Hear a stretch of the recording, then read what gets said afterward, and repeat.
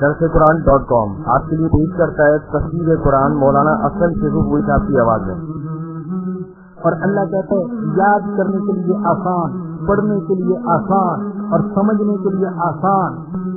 اس کے علاوہ اس مقبول web site پر آپ سنیے معروف عالم دین کے اصلاحی بیانات. تو اسلام کا نظریہ یہ ہے انا للہ و انا الیہ راجعون. ہم دو نات بچوں کے لیے اصلاحی کہانیاں اور بہت کچھ. محمد کا روضہ قریب آ رہا ہے، بلندی پہ اپنا نصیب آ رہا ہے. www.dasquran.com. الحمدللہ وحدہ والصلاة والسلام علی من لا نبی بعدہ. اما بعد فاعوذ باللہ من الشیطان الرجیم. بسم اللہ الرحمن الرحیم. ان عدة الشہور عند اللہ 12 شہرا فی کتاب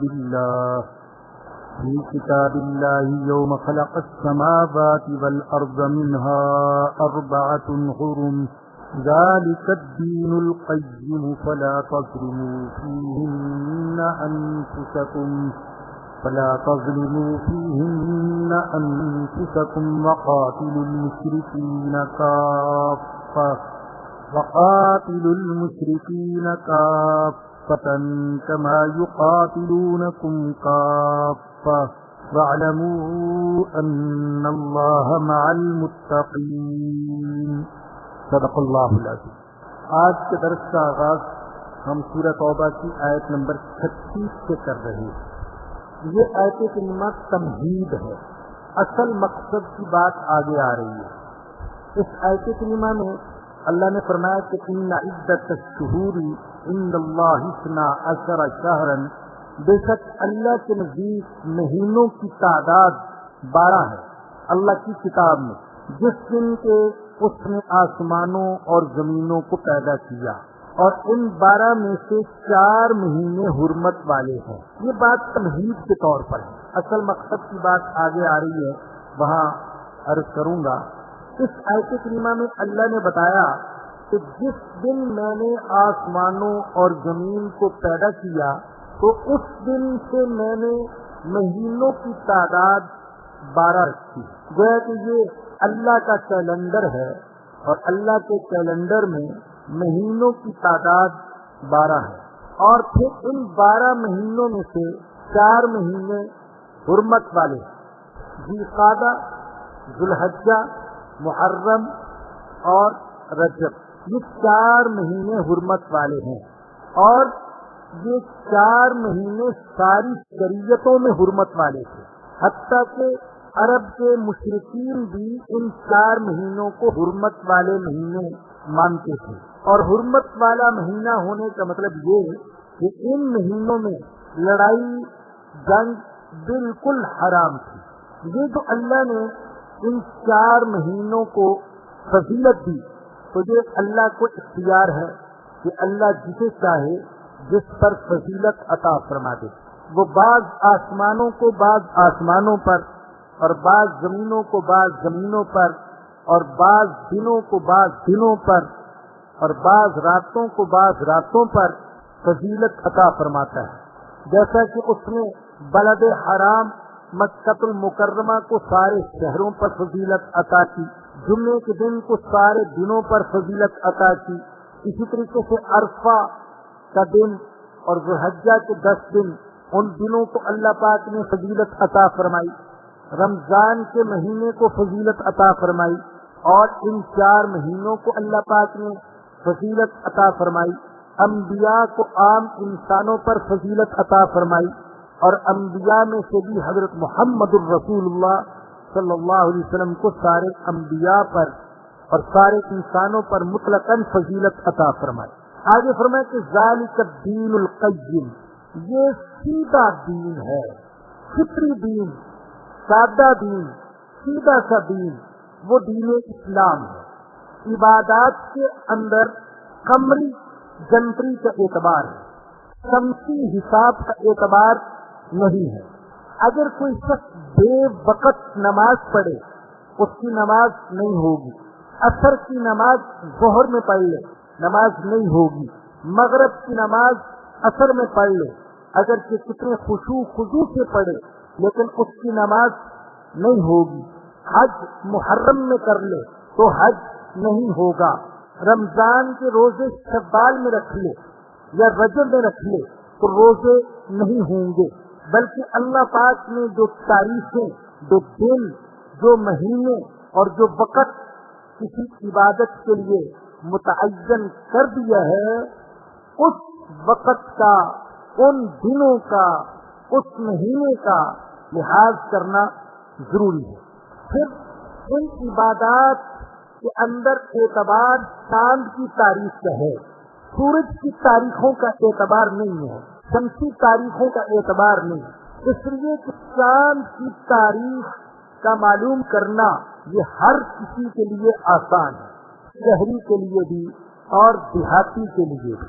جو حساب معلوم کرنا چاہتے ہیں تو ان کے لیے حساب رکھنا بڑا آسان ہے.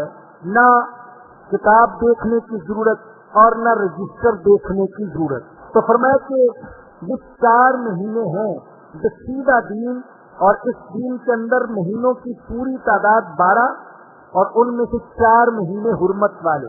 فلا تظلموا فیہن انفسکم، ان 4 مہینوں میں اپنے اوپر ظلم نہ کرو. دیکھیے گناہ ہے، کسی بھی وقت کیا جائے، کسی بھی مہینے میں کیا جائے، لیکن بعض اوقات وقت کی وجہ سے اور جگہ کی وجہ سے گناہ کا وبال زیادہ ہوتا ہے، جیسے نیکی کا ثواب زیادہ ہوتا ہے. گناہ تو گناہ ہے، چاہے محرم میں کیا جائے یا سفر میں کیا جائے یا ربیع الاول میں کیا جائے یا ربیع الثانی میں کیا جائے. لیکن بعض حضرات کہتے ہیں کہ ان 4 مہینوں میں گناہ کرنے کا وبال زیادہ ہوتا ہے. جیسے گالی دینا گناہ ہے، چاہے بازار میں دے چاہے مسجد میں دے، لیکن مسجد میں گالی دینے کا گناہ زیادہ ہوگا.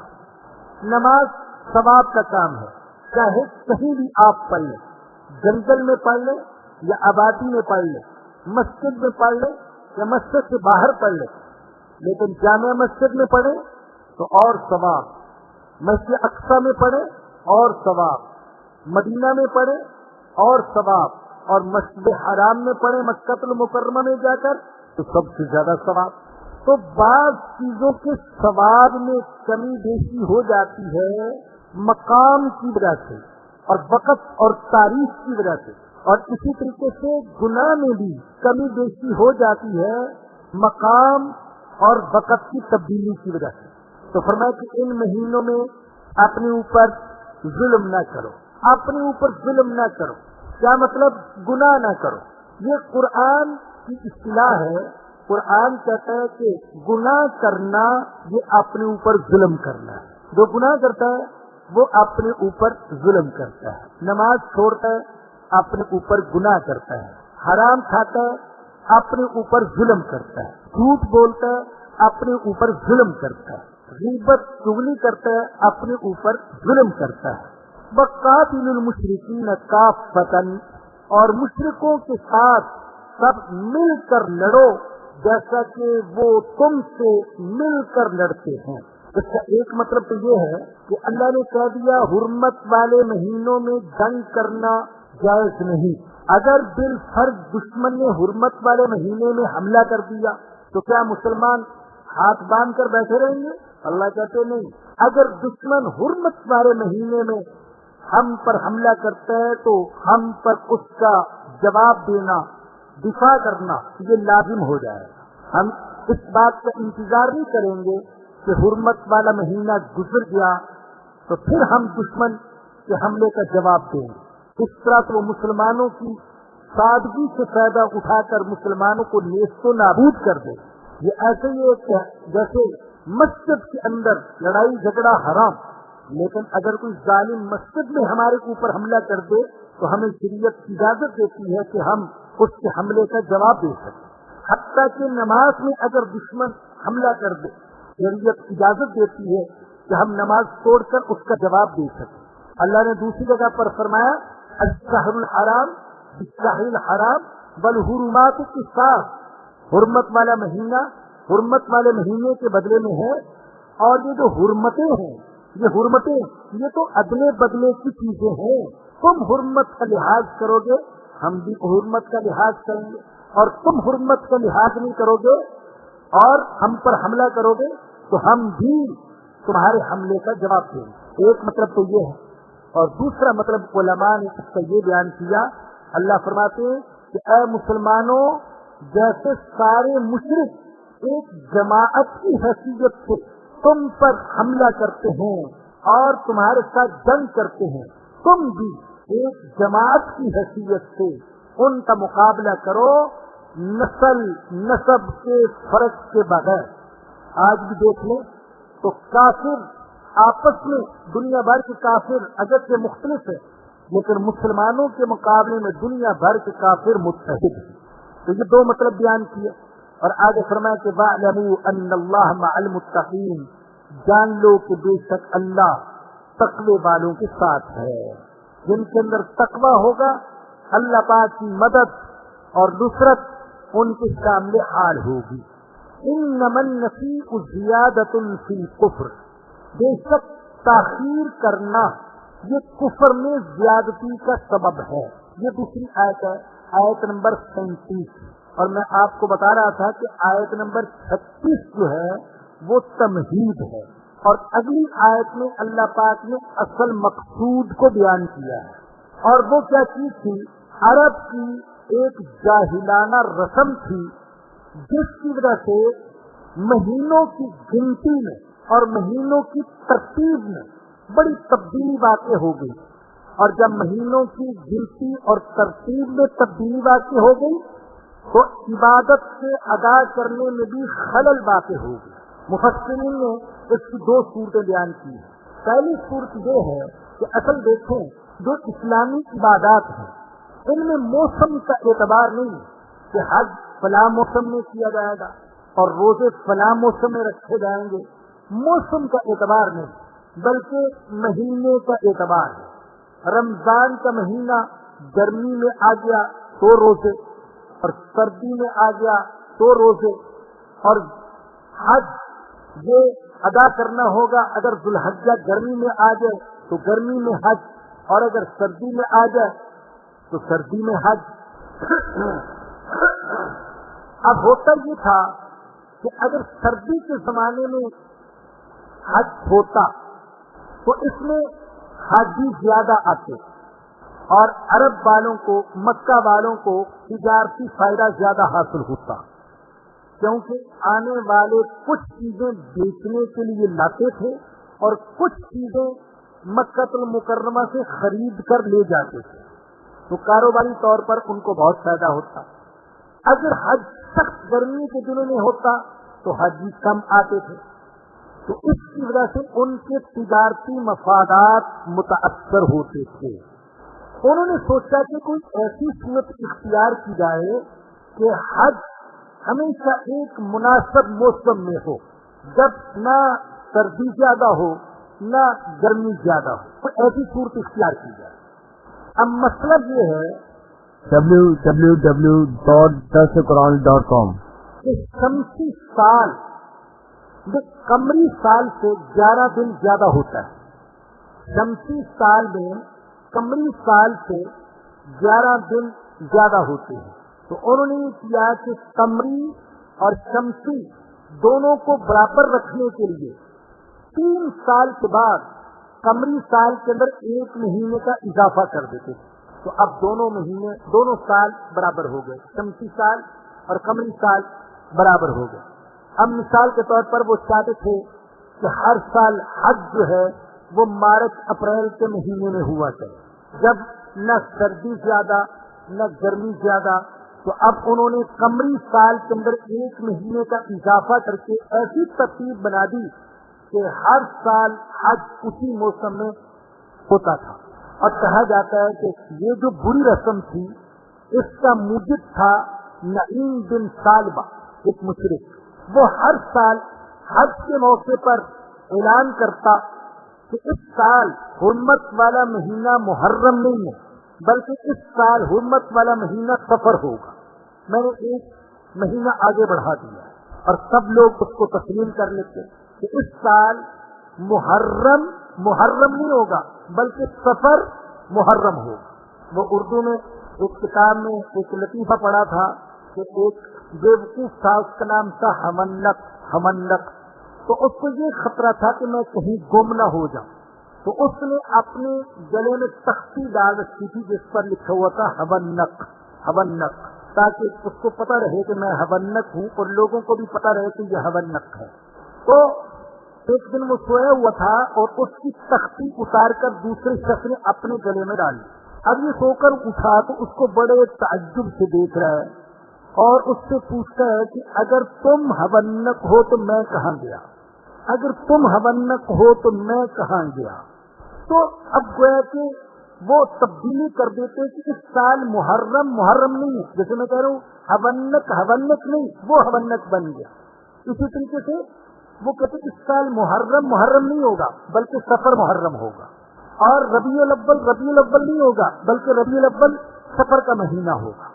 یہ جو تبدیلی کرتے تھے اپنے تجارتی مفاد کے لیے، اس تبدیلی کے کرتے ایسی صورت بن گئی کہ اب پتہ ہی نہیں چلتا تھا کہ محرم کون سا مہینہ ہے، حقیقی محرم کون سا ہے، حقیقی صفر کون سا ہے، حقیقی رمضان کون سا ہے اور حقیقی ذوالحجہ کون سا ہے۔ ایک مطلب تو بعض حضرات نے یہ بیان کیا، ایک صورت یہ بیان کی۔ دوسری صورت یہ تھی کہ چونکہ 4 مہینوں میں لڑائی کرنا حرام تھا، تو اب وہ یہ چاہتے تھے کہ اگر بالفرض ہمیں لڑنا پڑے تو لڑائی میں بھی کوئی رکاوٹ نہ ہو اور 4 مہینوں کی حرمت پر بھی کوئی اثر نہ پڑے۔ جیسے آج مسلمان چاہتا ہے کہ شیطان بھی خوش رہے اور رحمان بھی خوش رہے، کوئی ایسی صورت نکل آئے دونوں خوش ہو جائے، اور یہ دونوں صورتیں جمع ہو نہیں سکتی۔ تو اب وہ چاہتے تھے کہ اگر ہمیں ضرورت ہو محرم کے مہینے میں جنگ کرنے کی تو ہم جنگ بھی کر سکیں اور حرمت والے مہینوں کی بے حرمتی کا ہم پر الزام بھی نہ آئے، کوئی یہ نہ کہے کہ انہوں نے حرمت والے مہینوں کی حرمت کا لحاظ نہیں کیا۔ تو اب مثال کے طور پر ایسا ہوتا کہ اگر 10 مہینے تک جنگ ہوتی رہی، 2 مہینے صرف رہ گئے، 10 مہینے جنگ میں گزر گئے اور 2 مہینے باقی رہ گئے۔ اب حرمت والے مہینے تو ہیں 4 اور 10 مہینے انہوں نے جنگ میں گزار دیے، تو صرف 2 مہینے باقی رہ گئے۔ تو ہو سکتا ہے کہ کوئی یہ کہے کہ انہوں نے 4 مہینوں کی حرمت کا لحاظ نہیں کیا، تو وہ کہہ دیتے کہ اس سال یہ سال 12 مہینوں کا نہیں ہوگا بلکہ 14 مہینوں کا ہوگا، تو سال کے اندر 2 مہینے بڑھا دیتے اور کہتے کہ ہم نے تو 4 مہینوں کی حرمت کا لحاظ کیا ہے۔ تو یہ چکر چلاتے تھے، مقصد یہ کہ اپنے ذاتی مفادات حاصل کرنے کے لیے مہینوں میں عدل بدل کرتے تھے۔ کبھی تو عدل بدل یہ کرتے کہ محرم کو صفر بنا دیتے، صفر کو محرم بنا دیتے، رمضان کو شوال بنا دیتے، شوال کو رمضان بنا دیتے، اور کبھی یہ کرتے کہ ایک سال کے مہینوں کی تعداد میں اضافہ کر دیتے کہ اس سال 12 مہینوں کا نہیں ہوگا 14 مہینوں کا ہوگا، یا 14 مہینوں کا نہیں ہوگا 16 مہینوں کا ہوگا۔ اگر پورے 12 مہینے ہی لوٹ مار میں گزر گئے تو اب سوچتے کہ حرمت والے مہینوں کا تو ہم نے لحاظ کیا نہیں، تو اب کہہ دیتے کہ یہ سال 16 مہینوں کا ہوگا، تو باقی 4 مہینے آرام سے بیٹھ جاتے تھے اور ان میں جنگ نہیں کرتے تھے۔ یہ مطلب ہے اس آیت کریمہ کا یہاں جو میں آپ کو سنانے والا ہوں۔ اور دیکھیے اس آیت کریمہ سے یہ بات ثابت ہوئی کہ کسی تعویل سے حرام کو حلال کرنا یہ ناجائز طریقہ ہے، کسی تعویل سے حرام کو حلال کرنا یہ ناجائز ہے۔ جیسا کہ مشرکین مکہ تعویل کے ذریعے سے حرمت والے مہینے کو حلال کر لیتے تھے اور حلال مہینے کو حرمت والا کر لیتے تھے۔ بعض مسلمان بھی ایسی تعویلیں کرتے ہیں، معاذ اللہ کے حکم پر عمل سے اپنے آپ کو بچانے کے لیے، کہ تعجب ہوتا ہے۔ بعض لوگوں نے ایک تعویل بتائی کہ کیونکہ زکوٰۃ فرض ہوتی ہے اس وقت جب کسی کے اوپر ایک سال گزر جائے، کوئی صاحب نصاب ہو اور پورا سال گزر گئے تب زکوٰۃ فرض ہوتی ہے۔ ضرورت سے زائد مال ہے نصاب کے مطابق اور اس پر سال گزر جائے تب زکوٰۃ فرض ہوتی ہے۔ واللہ عالم کو کرتا یہ نہیں کرتا، لیکن بعض لوگوں نے بتایا کہ بعض اپنے آپ کو زکوٰۃ سے بچانے کے لیے یہ کرتے ہیں کہ جب 11.5 مہینے گزر گئے تو اپنا پیسہ اٹھا کر بیوی کے حوالے کر، کام میرا نہیں ہے سب تمہارا ہے۔ اب جب سب بیوی کو دے دیا تو یہ فقیر ہو گیا اور فقیر پر زکوٰۃ نہیں ہے، تو 11.5 مہینے بیوی کے پاس رہا، اس نے اٹھا کر پھر شوہر کو دے دیا، اب وہ فقیر نہیں بن گئی، اس پر بھی زکوٰۃ نہیں ہے، تو سال پورا نہیں ہونے دیا، نہ اس کے پاس سال پورا ہوا نہ اس کے پاس سال پورا ہوا۔ تو یہ ہیلے اپنے آپ کو زکوٰۃ سے بچانے کے لیے کہ ہم پر کہیں زکوٰۃ نہ آ جائے، تو بھائی کوئی ایسا ہیلا جس کے ذریعے سے حلال کو حرام یا حرام کو حلال کیا جائے وہ غلط ہے۔ اور ایک دوسرا سبق جو ہمیں اس واقعے سے ملا وہ یہ کہ دیکھیے یہ جو مشرکین تھے یہ اللہ کی توحید کا بھی انکار کرتے، رسول اکرم صلی اللہ علیہ وسلم کی نبوت کا بھی انکار کرتے، جو کہ فرض چیزیں ہیں فرض، لیکن ان کو یہ بڑی فکر تھی کہ کہیں حرمت والے مہینے میں ہم بے حرمتی نہ کر بیٹھے، اس کی بڑی فکر۔ تو اسی طریقے سے بعض لوگ ایسے ہوتے ہیں جو فرائض کو چھوڑ دیتے ہیں لیکن ان کو مستحبات کی بڑی فکر ہوتی ہے، جو چیزیں مستحب ہیں ان کی بڑی فکر اور جو فرض ہیں ان کی فکر نہیں ہے۔ تو توحید تو فرض ہے، نبوت پر ایمان لانا فرض ہے، آخرت پر ایمان لانا فرض ہے، لیکن ان فرائض کو تو چھوڑ دیتے تھے، لیکن حرمت والے مہینوں کا بڑا خیال کرتے تھے کہ ہم سے کبھی کوئی ان کی بے حرمتی نہ ہو جائے۔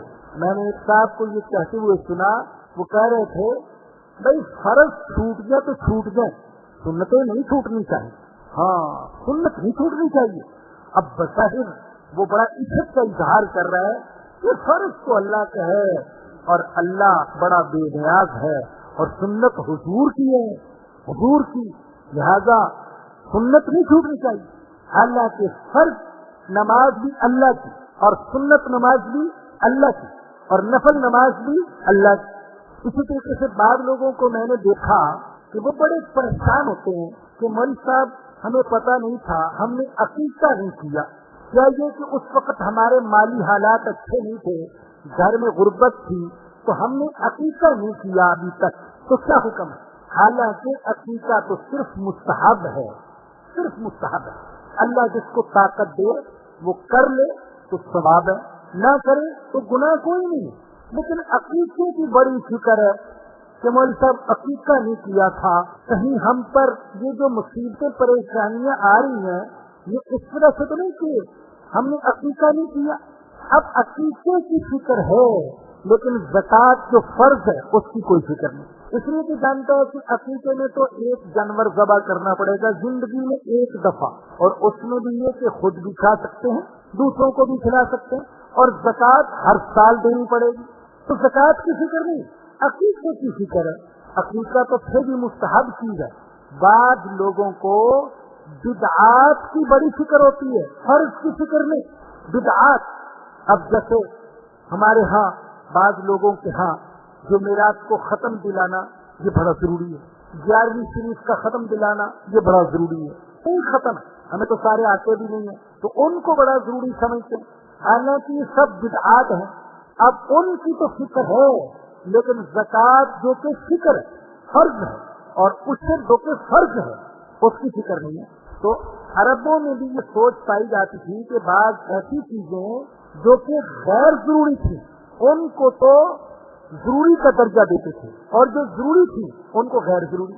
اور میں نے اس پر ایک دفعہ لکھا بھی تھا کہ میں نے بہت غور کیا کہ آج ہمارے معاشرے میں ایک خرابی کی ایک وجہ یہ بھی ہے کہ لوگوں نے ضروری چیزوں کو غیر ضروری بنا دی اور غیر ضروری چیزوں کو ضروری بنا دی۔ بہت سی چیزیں بس میں نہیں جاتا لیکن ایسا ہو رہا ہے کہ ضروری کو غیر ضروری اور غیر ضروری کو ضروری کا درجہ دے دیا۔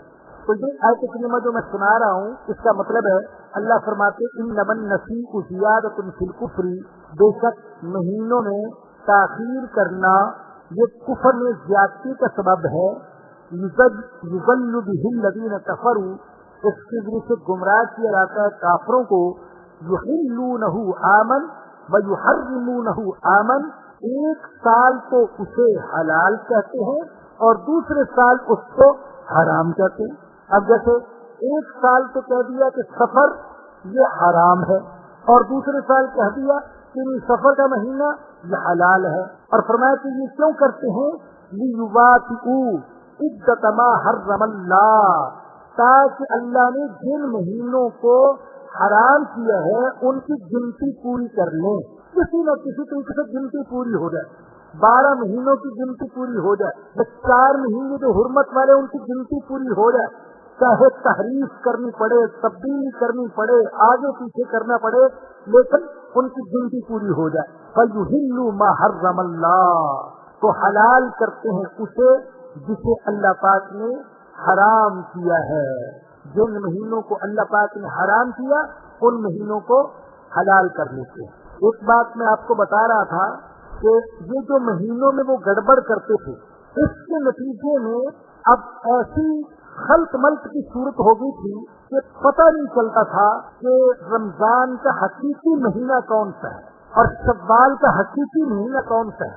لیکن اتفاق سے جس سال ہمارے آقا حضرت محمد الرسول اللہ صلی اللہ علیہ وسلم نے حج کیا تو اس سال ذو الحجہ کا مہینہ عربوں کی گنتی کے اعتبار سے بھی ذو الحجہ تھا، www.dasquran.com، اور اللہ کے ہاں بھی وہ ذو الحجہ تھا.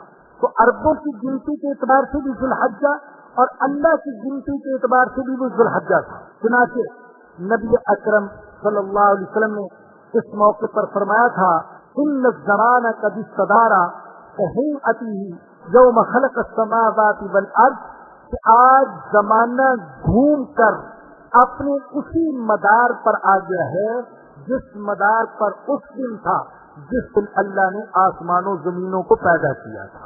جب اللہ نے زمینوں اور آسمانوں کو پیدا کیا اور اللہ نے متعین کیا یہ مہینہ محرم، یہ سفر، یہ ربیع الاول، یہ ربیع الثانی اور یہ فلاں یہ فلاں، تو فرمایا کہ آج اسی گنتی کے اعتبار سے ذو الحجہ کا مہینہ ہے جو اللہ نے ذو الحجہ کا مہینہ متعین فرمایا تھا. زُيِّنَ لَهُمْ سُوءُ أَعْمَالِهِمْ، ان کافروں کے لیے ان کے برے اعمال کو مزین کر دیا گیا ہے، بری حرکتوں کو مزین کر دیا گیا.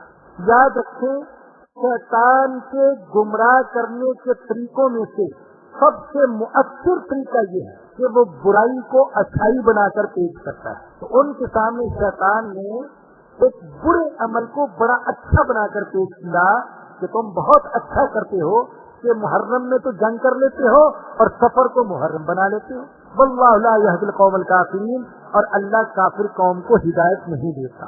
آگے فرمایا کہ یا ایھا الذین آمنوا ما لکم اذا قیل لکم انفروا فی سبیل اللہ استاقلتم الی الارض، اے ایمان والو تمہیں کیا ہو گیا ہے جب تمہیں کہا جاتا ہے کہ اللہ کے راستے میں نکلو تو تم زمین کے ساتھ چپک کر رہ جاتے ہو. یہ آیت نمبر ہے 38، اور اس آیت کریمہ میں اصل میں اللہ نے غزوہ تبوک کی طرف اشارہ کیا ہے. اس کا پس منظر یہ ہے کہ 9 ہجری میں حضور اکرم صلی اللہ علیہ وسلم کو تاجروں کے ذریعے سے اطلاع ملی کہ روم کا بادشاہ وہ عرب کی شمالی سرحد پر حملہ کرنا چاہتا ہے اور اس کی تیاری کر رہا ہے. جب حضور اکرم صلی اللہ علیہ وسلم کو اس کی تیاری کی اطلاع ملی تو آپ نے مسلمانوں کو اس کے مقابلے کی تیاری کا حکم دے دیا، جبکہ عربوں کے نزدیک رومیوں کے ساتھ مقابلے کا تصور بھی نہیں تھا. وہ سوچ بھی نہیں سکتے تھے کہ ہم کبھی رومیوں کا مقابلہ کر سکیں گے. جیسے آج مسلمان اپنی بد امنی کی وجہ سے اتنے کمزور ہو گئے کہ اگر ہم یہ کہیں کہ فلاں اسلامی ملک نے امریکہ کا مقابلہ کیا تو سب کہیں گے جھوٹ بولتے ہیں، ایسے کیسے ہو سکتا ہے کہ امریکہ کا بھی مقابلہ کر سکتا ہے.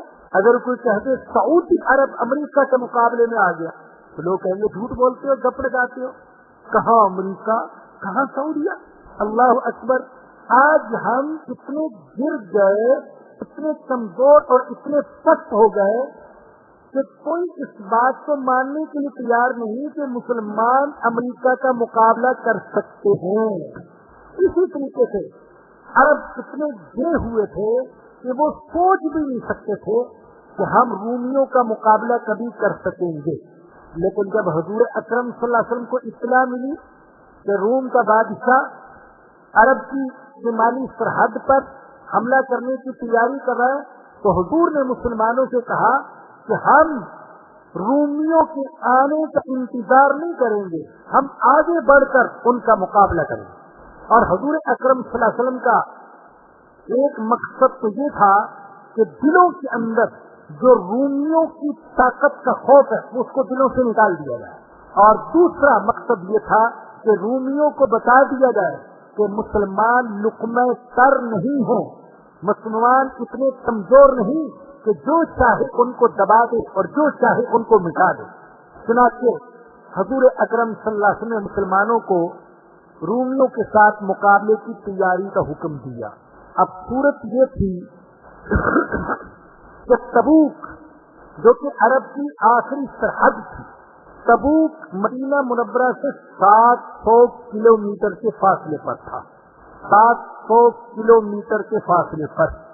اب آپ اندازہ کیجیے کہ وہ زمانہ جب کہ گاڑیاں نہیں تھی، نقل و حمل کے تیز رفتار ذرائع نہیں تھے، اور 700 کلومیٹر کا فاصلہ، اور سخت گرمی کے دن، جون جولائی کا مہینہ، سخت گرمی.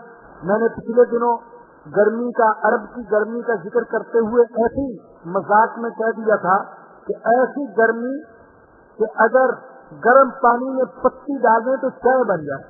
تو ہمارے درس میں ایک ساتھی جو درس میں مستقل شریک ہوتے ہیں، انہوں نے بتایا کہ ہم نے تو واقعی چائے بنائی تھی.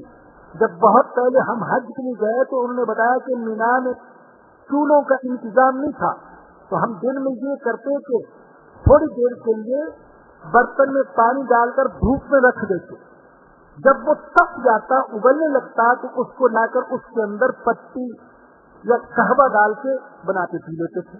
تو ہم تو یہاں کی گرمی سے بڑے پریشان، گرمی گرمی گرمی. تو عرب کی گرمی، مکہ کی گرمی، خدا کی پناہ.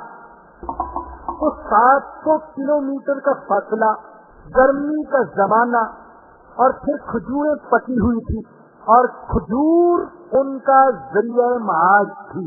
کھجور سے وہ اپنے سارے سال کی ضروریات مہیا کرتے تھے. یہ 3 چیزیں، 700 کلومیٹر کا فاصلہ، پھر سخت گرمی کے دن، اور کھجوریں پکی ہوئی، اور مقابلہ وقت کی سپر پاور سے. کسی عام دشمن سے مقابلہ نہیں، وقت کی سپر پاور سے مقابلہ. 4 چیزیں. 5ویں چیز، صحابہ کرام کو ضرورت کے مطابق گھوڑے تو کیا، اونٹ اور گدھے بھی میسر نہیں تھے.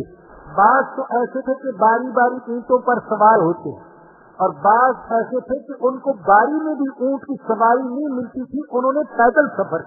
سواری تو دور کی بات ہے، حدیث کی کتابوں میں لکھا ہے کہ بعض کے پاس جوتے بھی صحیح نہیں تھے، تو انہوں نے اپنے پیروں کو زمین کی تپش سے بچانے کے لیے کیچڑوں سے لپیٹا ہوا، اور سخت غربت کا زمانہ. چنانچہ یہ جو لشکر گیا ہے تبوک کی طرف، اس کو کہا جاتا ہے جیش الاسرا، غربت کا لشکر، تنگی کے زمانے کا لشکر. حضرت سلمان فارسی رضی اللہ عنہ جیسے لوگ وہ تھے کہ جنہوں نے پیدل سفر کیا. اللہ اکبر. حدیث میں آتا ہے نبی اکرم صلی اللہ علیہ وسلم جب تبوک پہنچ گئے، اللہ اکبر، کیا نظر تھی ہمارے حضور. 30,000 مجاہدین تھے، 30,000 مجاہدین. لیکن حضور نے جب نظر ڈالی تو حضور کو خیال آیا کہ سلمان فارسی نہیں نظر آ رہا. اللہ اکبر. یہ محبت کی علامت، محبت کی علامت. سلمان فارسی نظر نہیں آ رہا. اللہ اکبر. کسی نے کچھ کہہ دیا، ایسی الٹی سیدھی بات. حضور نے فرمایا مت بولو، میں جانتا ہوں سلمان فارسی کو. پھر دور سے دیکھا تو کچھ دھبا سا نظر آیا.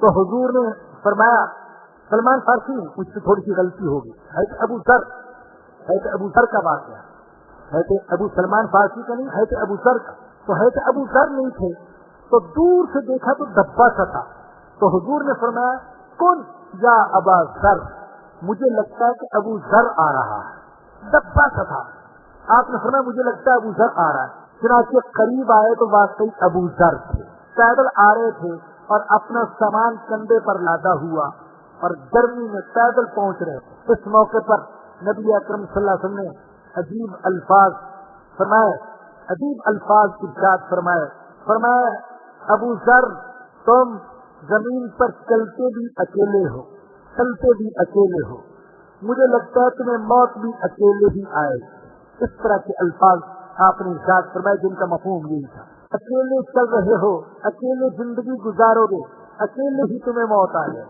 چنانچہ ایسا ہی ہوا، جب صحابہ کرام کے پاس مال غنیمت آ گیا اور مالی حالات کچھ اچھے ہو گئے تو ہے کہ ابو ذر بہت پریشان، بعض اوقات مال و دولت کو دیکھ کر غصے میں آ جاتے اور فرماتے کہ تم لوگ پیسے کے پجاری بن گئے، تم نے دنیا جمع کرنی شروع کر دی، تم نے مال جمع کرنا شروع کر دیا، بہت سختی کرتے تھے۔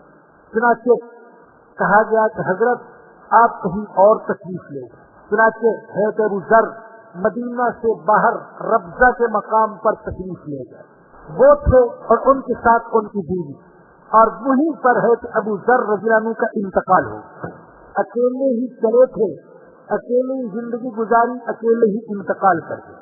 اب پریشان، ان کی بیوی پریشان کہ شوہر کا انتقال ہو گیا اور نہ کفن دفن دینے والا کوئی اور نہ جنازہ پڑھنے والا کوئی، اسی پریشانی کے عالم میں بیٹھی تھی کہ دیکھا صحابہ کرام کا ایک قافلہ آ رہا ہے، اس قافلے نے ایک یکا تنہا عورت کو دیکھا تو قریب آ گئے، پوچھا تو انہوں نے بتایا میرے شوہر ہے ابو ذر، ان کا انتقال ہو گیا ہے۔ چنانچہ صحابہ کرام نے حضرت ابو ذر کی وہاں نماز جنازہ ادا فرمائی۔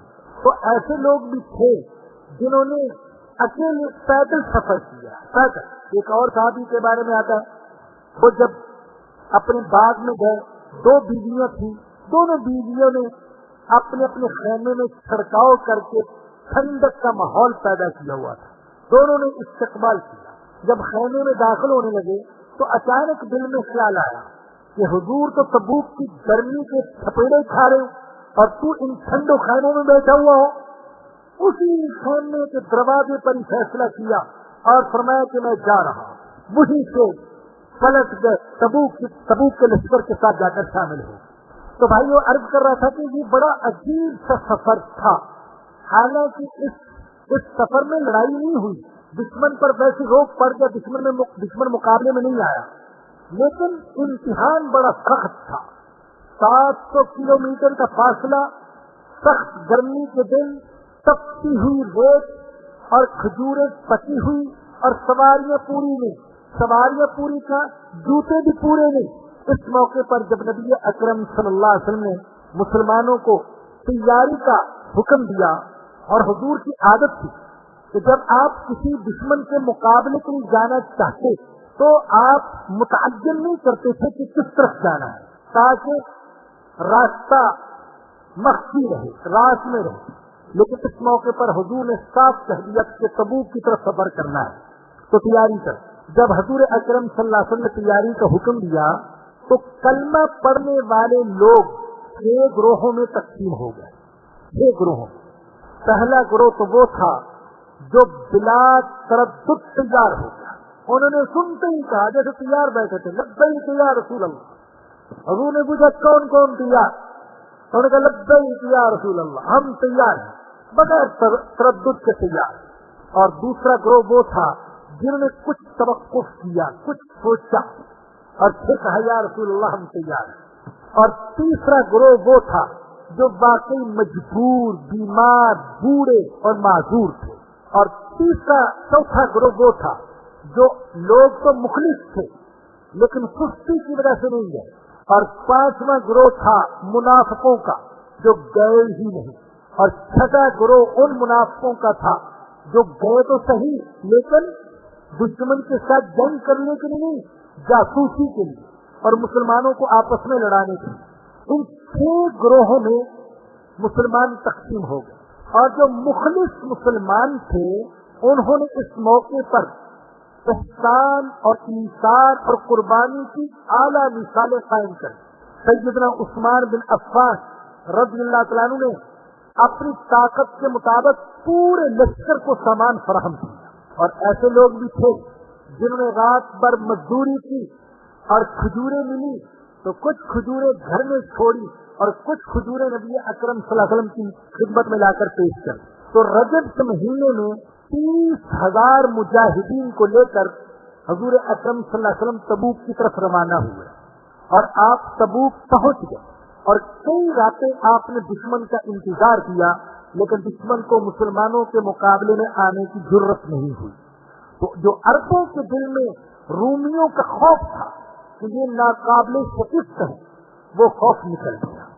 اور اسی طریقے سے رومیوں کو حضور نے بتا دیا کہ ہم اتنے کمزور نہیں ہیں، ہم صرف راتوں کو عبادت کرنے والے نہیں، ہم دن کو مقابلہ کرنے والے لوگ بھی ہیں. تو اسی کا ذکر فرمایا اللہ نے اس آیت کریمہ میں، فرمایا کہ یا ایھا الذین آمنوا ما لکم، اے ایمان والو تم کو کیا ہو گیا، اذا قیل لکم انفروا فی سبیل اللہ، جب تم سے کہا جاتا ہے اللہ کی راستے میں نکلو، استاقلتم الی الارض، تو تم زمین کے ساتھ چپک جاتے ہو. یہ ان لوگوں کا ذکر ہے جنہوں نے جھوٹے بہانے بنائے، حضور کے سامنے جھوٹے بہانے، کچھ بھی نہیں تھا، کہہ دی یا رسول اللہ میری تو طبیعت بہت خراب ہے، چند دنوں سے طبیعت بہت خراب ہے، میں نہیں جا سکتا. کسی نے جھوٹ بول دیا یا رسول اللہ میری بیوی گھر میں اکیلی ہے، میں نہیں جا سکتا. اور جو کوئی جھوٹا عذر پیش کرتا حضور کسی کو شرمندہ نہیں کرتے تھے. فرمایا بہت اچھا بہت اچھا بہت اچھا، آپ تشریف لے گئے. اللہ اکبر. ابھی آگے آئے گا. ایک تو ایسا بھی تھا جس نے آ کر کہا یا رسول اللہ دل تو میرا بڑا چاہتا ہے میں بھی جہاد میں حصہ لوں، لیکن بات یہ ہے کہ میں ذرا دل کا کمزور ہوں، دل پھینک ہوں، دل پھینک واقع ہوا ہوں، اور رومیوں کی عورتیں بڑی خوبصورت ہے میں نے سنا، تو مجھے ڈر لگتا ہے کہ کہیں جا کر میرا ایمان خراب نہ ہو اور میں کسی پر دل نہ پھینک دوں، اس لیے میری معذرت قبول کر لیں. حضور نے فرمایا تیری معذرت بھی قبول ہے، تم بھی نہ جاؤ. اللہ اکبر. تو فرمایا کہ زمین پر گرتے ہو، زمین کے ساتھ چپک جاتے ہو، استاقلتم الی الارض. قرآن عجیب الفاظ استعمال کرتا ہے. استاقلتم، اس لفظ سے جو مفہوم ظاہر ہو رہا ہے وہ یہ ہے کہ جیسے کوئی بھاری جسم والا انسان زمین پر گر پڑے اور اٹھنا نہ چاہتا ہو اور دوسرے اس کو اٹھائیں تو کیسے اٹھے گا، وہ خود بھی نہیں اٹھنا چاہتا اور ہے بھی بھاری جسم. تو فرمایا کہ تم زمین کے ساتھ چپک جاتے ہو، اٹھنا ہی نہیں چاہتے. ارضیتم بالحیات الدنیا من الآخرہ، کیا تم نے آخرت کے مقابلے میں دنیا کی زندگی کو پسند کر لیا. فما متاع الحیات الدنیا فی الآخرۃ الا قلیل، آخرت کے مقابلے میں دنیا کا سامان انتہائی حقیر ہے. آخرت کے مقابلے میں دنیا کچھ نہیں، دنیا یہ متاع قلیل ہے اور آخرت یہ خیر کثیر ہے. جو شخص آخرت کو چھوڑ کر دنیا کو اختیار کرتا ہے وہ کثیر کو چھوڑ کر قلیل پر راضی ہوتا ہے. ہمارے آقا حضرت محمد الرسول اللہ صلی اللہ علیہ وسلم نے فرمایا کہ دنیا اور آخرت کی مثال ایسے ہے جیسے کوئی شخص دریا کے اندر اپنی انگلی ڈبو دے، تو فرمایا کہ اس کی انگلی کے ساتھ جو پانی لگے گا، جو حیثیت انگلی کے ساتھ لگے ہوئے پانی کی دریا والے پانی کے مقابلے میں ہے، یہی حیثیت دنیا کی آخرت کے مقابلے میں. اور آخری آیت فرمایا کہ الا تنفروا يعذبكم عذابا علیما، اگر تم اللہ کے راستے میں نہیں نکلو گے تو اللہ تمہیں دردناک عذاب دے گا. وَيَسْتَبْدِلْ قَوْمًا غَيْرَكُمْ، اور تمہارے علاوہ تمہارے بدلے میں کسی دوسری قوم کو دین کے لیے کھڑا کر دے گا. وَلَا تَضُرُّوهُ شَيْئًا، اور تم اللہ کا کچھ بھی نہیں بگاڑ سکتے. اللہ اکبر. اللہ فرما رہے ہیں کہ اگر تم نہیں نکلو گے تو اللہ تمہیں دردناک عذاب دے گا. بظاہر تو ان لوگوں سے خطاب ہے جو غزوہ تبوک میں جانے کے لیے تیار نہیں تھے، لیکن یاد رکھیں کہ یہ آیت کریمہ قیامت تک کے مسلمانوں کے لیے ہے. اے مسلمانوں، اگر تم اللہ کے دین کے لیے نہیں نکلو گے، اگر تم اللہ کے دین کے لیے کوشش نہیں کرو گے، اگر تم اللہ کے دین کی سربلندی کے لیے جہاد نہیں کرو گے تو اللہ تمہیں دنیا میں عذاب دے گا. اللہ تمہیں عذاب دے گا، دنیا میں بھی عذاب اور آخرت میں بھی عذاب. دنیا کا عذاب کیا ہے؟ کئی صورتیں ہو سکتی ہیں. یہ قحط سالی یہ دنیا کا عذاب ہے، یہ غربت، مہنگائی یہ دنیا کا عذاب ہے، یہ ذلت، یہ مسکنت یہ دنیا کا عذاب ہے، یہ فرقے جماعتیں یہ دنیا کا عذاب ہے. یہ بھی بہت بڑا عذاب ہے. یہ امت کا فرقوں میں تقسیم ہو جانا، جماعتوں میں تقسیم ہو جانا، یہ اللہ کے عذاب کی ایک صورت ہے. ہم تو فرقہ بنا کر خوش ہوتے ہیں نا، میرا فرقہ اور میرا فرقہ، جبکہ اللہ کہتا ہے کہ یہ فرقوں میں امت کا تقسیم ہو جانا یہ اللہ کے عذاب کی ایک صورت ہے. چنانچہ اللہ نے فرمایا قل هو القادر على ان يبعث عليكم عذابا من فوقكم او من تحت ارجلكم او يلبسكم شيعا ويذيق بعضكم بعضا. اللہ اس بات پر قادر ہے کہ تمہیں اوپر سے عذاب دے، تمہیں نیچے سے عذاب دے، یا تمہیں آپس میں لڑا دے. فرمایا یہ ساری عذاب کی صورتیں. یہ بھی ہو سکتا ہے کہ اللہ اوپر سے عذاب بھیج دے، بجلی کی صورت میں، آگ کی صورت میں، پتھروں کی صورت میں. یہ بھی ہو سکتا ہے کہ نیچے سے عذاب ہو، سیلابوں کی صورت میں، طوفانوں کی صورت میں، گیس کی صورت میں. اور یہ بھی ہو سکتا ہے کہ اللہ تمہیں آپس میں لڑا دے اور ایک دوسرے کا مزہ تم کو سکھا دے. آج مسلمان آپس میں لڑ رہے اور ایک دوسرے کو مزہ سکھا رہے. ایک دوسرے یہ کہہ رہے میں اس کو مزہ سکھا دوں گا، وہ کہہ رہے ہیں ہم اس کو مزہ سکھا دیں گے. اور اس وقت جو میرے بھائیوں حالات ہیں بڑے نازک ہیں. یہ جو لاہور میں داتا دربار پر حملہ ہوا تو یہ لگتا ہے کہ یہ کسی بہت بڑے طوفان کا پیش خیمہ ہے امت کو اور پاکستان کے مسلمانوں کو آپس میں لڑانے کے لیے. مجھے ڈر ہے کہ ہو سکتا ہے کہ کسی اور میزار پر بھی حملہ ہو جائے اور یہ آپس ہی میں لڑتے رہے کہ وہ کہے اس نے حملہ کیا، اس نے حملہ کیا، اور آپس میں ایک دوسرے کو مارنا شروع کر دیا. اللہ اکبر. ایک وقت تھا کہ مسلمان نعرے لگاتے تھے ہم دہلی کے قلعے پر جھنڈا لہرائیں، دہلی کے لال قلعے پر جھنڈا لہرائیں. اور آج مسلمان نعرہ لگاتے ہیں، یہ فرقے والے کہتے ہیں ہم ان کی مسجد پر جھنڈا لہرائیں گے، وہ کہتے ہیں ہم ان کی مسجد پر جھنڈا لہرائیں گے، ہمارا جھنڈا لہرائیں. جہاد کر رہے ہیں، یہ جہاد ہو رہا ہے. کافروں کے ساتھ جہاد چھوڑ دیا، آپس میں جہاد کرنا شروع کر دیا. اللہ اکبر. تو یہ جہاد نہیں ہے بھائیوں، یہ فساد ہے، فساد. اللہ ہماری حفاظت فرمائے. الا تنصروا يعذبكم عذابا اليما. اگر تم اللہ کے دین کے لیے نہیں نکلو گے تو اللہ تمہیں دردناک عذاب دے گا. ويستبدل قوما غيركم. اللہ تمہارے علاوہ کسی اور قوم کو دین کے لیے کھڑا کر دے گا. اللہ سکھوں کو، ہندوؤں کو، عیسائیوں کو، یہودیوں کو، مجوسیوں کو ایمان قبول کرنے کی توفیق دے دے گا اور وہ پھر ہم سے بہتر مسلمان ثابت ہوں گے. ولا تضروه شيئا. اور تم اللہ کا کچھ بھی نہیں بگاڑ سکتے. واللہ علی کل شیء قدیر. اور اللہ ہر چیز پر قدرت رکھتا ہے. وآخر دعوانا ان الحمد للہ رب العالمین. انشاءاللہ سفر کا ارادہ ہے تو جمعہ بھی نہیں پڑھا سکوں گا اور اتوار کا درس بھی نہیں ہو سکے گا. تو یہ جمعہ اور اتوار یہ دو ناغے ہو جائیں گے. اس کے بعد آنے والا جمعہ انشاءاللہ پڑھاؤں گا بھی اور اتوار کا درس بھی دوں گا. آپ حضرات اس کو ذہن میں رکھیے. الحمدللہ رب العالمین والصلاة والسلام علی سید الانبیاء والمرسلین. ربنا ظلمنا انفسنا وان لم تغفر لنا وترحمنا لنكونن من الخاسرین.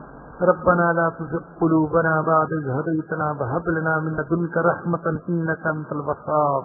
یا رب العالمین، یا ارحم الراحمین، یا غفار، یا غفور، یا تواب، یا ذی الجلال والاکرام، یا سمیع، یا بصیر، یا خبیر، یا شکور، یا علی، یا قدیر، یا حفیظ، یا مقیت، یا حسیب، یا ذی الجلال والاکرام. ہمارے گناہ معاف فرما دے. اے اللہ صغیرہ کبیرہ، خفیہ اعلانیہ سارے گناہ معاف فرما دے میرے اللہ، معاف فرما دے یا رب، تیرے سوا معاف کرنے والے کوئی نہیں، اور اگر تو نے معاف نہ کیا ہم تباہ ہو جائیں گے، یا رب ہمیں معاف فرما دے، یا اللہ معاف فرما دے میرے رب، معاف فرما دے۔ ہم نے بہت گناہ کیے، اعلان نہیں کرنے چاہیے تھے، ہو گئے، اب شرمندہ ہیں اور توبہ کے امیدوار ہیں، طلبگار ہیں، معافی کے طلبگار اور امیدوار ہیں۔